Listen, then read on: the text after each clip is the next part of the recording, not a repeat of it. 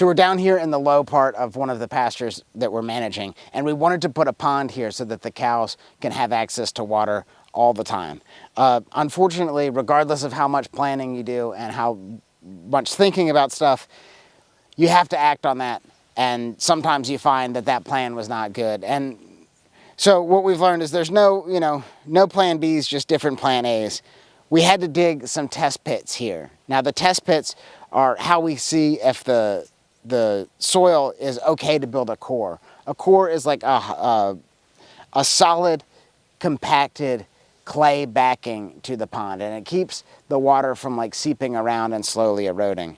But as you can see, as we got into this hole, we just don't really have the clay. So we have this like blue mud stuff, and that's just not going to compact really, like no matter how hard we try. I don't know exactly what it is. There's a rock right there, but so there's clay around it, but this blue mud is really bad. You can see it down there, and actually the loader was like getting stuck, and so he had to like dig himself back out of that. It's just like nastiness, like waterlogged mud. It's not exactly clay, but you can build ponds out of it, but it's not ideal, and we don't want to sink a lot of money into this.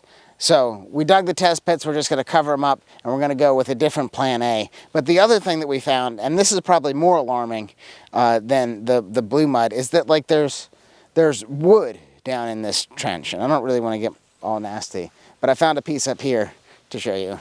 It seems like one of the previous owners had like pushed a bunch of stuff into the hole and just kind of left it, covered it up with dirt.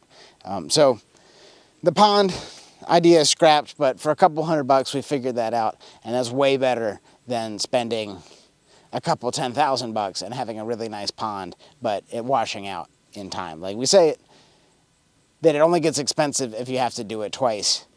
So in this time we did it like 0.02%. So it really didn't get that expensive. But sometimes, regardless of your plan, you just have to do things and see how they line up. In this case, it didn't line up. Ultimately, we want you to do this stuff cheaper and faster than we have, and sometimes that is making the mistakes ourselves so we can give you the learning opportunities and the takeaways. Because ultimately, this stuff gets really expensive, particularly if you have to do it twice, and it's our goal that people can get back to nature super efficiently and without spending a lot of money. Because if it doesn't make dollars, it doesn't make sense. And so we need it to make dollars to do anything. This isn't going to make us any money.